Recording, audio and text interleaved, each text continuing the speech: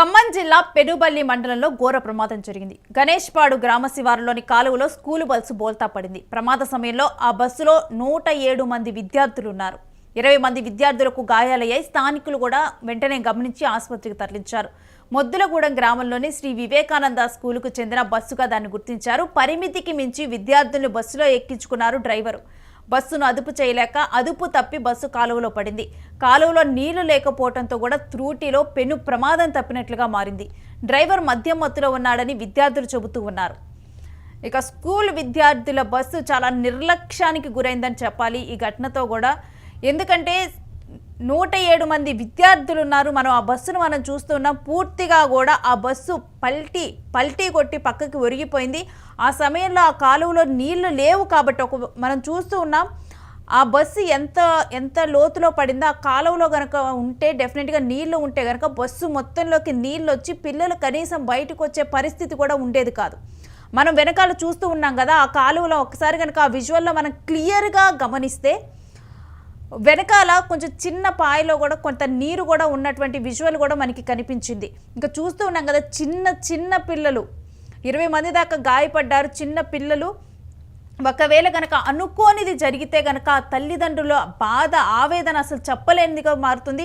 అప్పటికే కూడా అక్కడికి చేరుకున్నటువంటి ఒక చిన్నారి తండ్రి కూడా ఏడుస్తూ ఉన్నటువంటి దృశ్యాలు చూస్తున్న చిన్న పిల్లలు కనీసం నొప్పిని కూడా తట్టుకోలేనటువంటి ఒకసారి అసలు అక్కడ ఉన్నటువంటి పరిస్థితిని ఇప్పుడు మనం విజువల్స్లో చూద్దాం.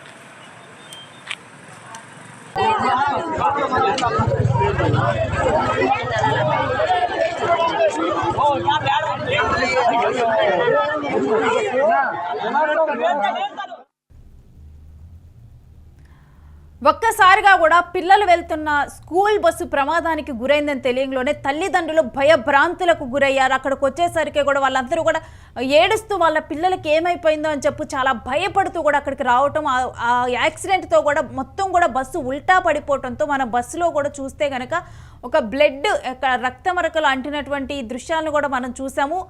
ఒక్కసారిగా కూడా ఆ పిల్లలు కూడా భయభ్రాంతులకు గురయ్యారు. వాళ్ళ తల్లిదండ్రులు వచ్చేసరికి ఏడుస్తూ కూడా వాళ్ళ తల్లిదండ్రులకి దగ్గరికి వెళ్ళారు.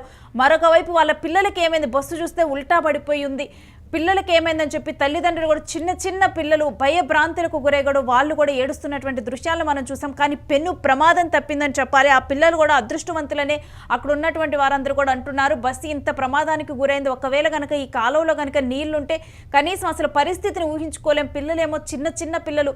అయితే ముఖ్యంగా కూడా ఇక్కడ డ్రైవర్ నిర్లక్ష్యం కొట్టొచ్చినట్లుగా అనిపిస్తుంది. ఇంకొకటి స్కూల్ గురించి కూడా చెప్పాలి. డెఫినెట్గా కూడా ఆ రూట్లో వచ్చేటప్పుడు 107 మంది పిల్లల్ని స్కూల్ బస్సులో ఎక్కించడం అసలు దీన్ని ఏ విధంగా చూడాలి. ఆ స్కూల్ కూడా డెఫినెట్గా కూడా ఆ స్కూల్ యాజమాన్యం దీనికి సమాధానం చెప్పాలి. 107 మంది చిన్న పిల్లలు ఒకే బస్సులో ఉండటం, మరొక వైపు ఆ డ్రైవర్ తాగిన మత్తులో ఉన్నాడని పిల్లలు కూడా చెప్తూ ఉన్నారు. అసలు డ్రైవర్లు ఏ స్థితిలో ఉన్నారు ఏంటి, ఇంత చిన్న పిల్లలు ఉన్నప్పుడు ఎంత జాగ్రత్తగా ఉండాలి డ్రైవర్లు, వీళ్ళు కూడా ఒకసారి స్కూల్ యాజమాన్యం దృష్టి సారించాల్సిన అవసరం కనిపిస్తుంది. పోలీసులు కూడా దీని మీద కేసు నమోదు చేశారు. ఇక విచారించేందుకైతే సిద్ధమయ్యారు.